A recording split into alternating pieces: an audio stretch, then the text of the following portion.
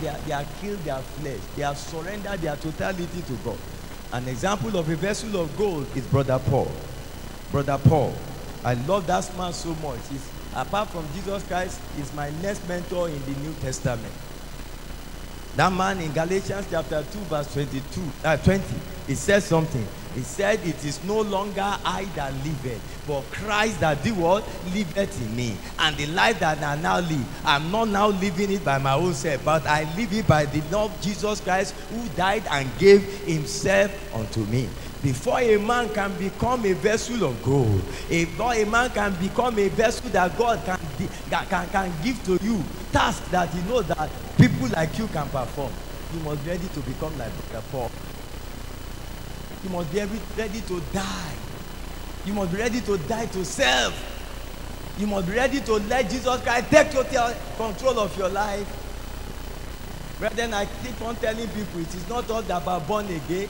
When you have people are born again, it ends there. Many of us in the church here, we ask you the question, I'm born again. You say, I'm born again, and it has ended there. You come in and out every Sunday, sit in the church, and you go by the same. Ask yourself, what am I doing for God? He goes beyond born again. Getting born again is just the beginning. There are many other steps you need to take before you can make heaven. You have to die to flesh. Paul said, it is no longer I that liveth, but Christ that liveth. And the life I'm living is no more my life. It's the life of the one who died and gave himself for me. And that's why you saw the man. The man was ready to go anywhere for Christ. Difficult tasks, difficult things that other disciples, he was the last apostle, Abi. He was the last call, but he did more miracles more than all of them.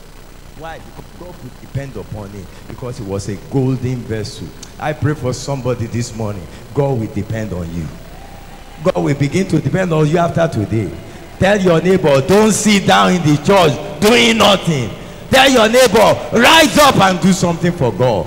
Don't let the material, the gift God has given you, don't let them become moribund, spoiled. Because God will ask you for those gifts when you get to heaven.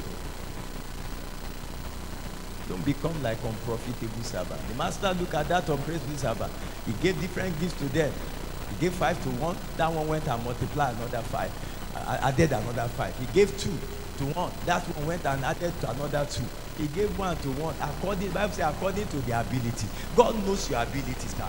And let me tell you, there's nobody that doesn't have a talent. I prophesy unto you in the mighty name of Jesus. Every ability that God has given to you that is lying low in your life, right from this moment, receive the grace to manifest.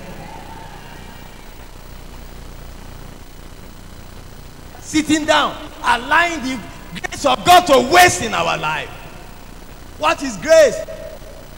Grace is that power and that gift God has given you. And when that owner of that gift, that master came back, he asked the first one, I gave you 5. What have you done with it? He said, I have traded very well with the 5. No, here is 10. He said, you have doubled it. He said, okay, God bless you. I will do something for you. He looked at the second one. He said, I've given you 2. He said, what have you done with it? The second man said, Lord, you gave me 2 because you know I have power to do that too. And I went on to double the 2. I have 4. He said, Master, this is the 4 gift. The man said, well done. I'm waiting to add more to you. And he looked at the other one. He looked at the other one. As Jesus is looking at you, my young children. The Bible says, remember the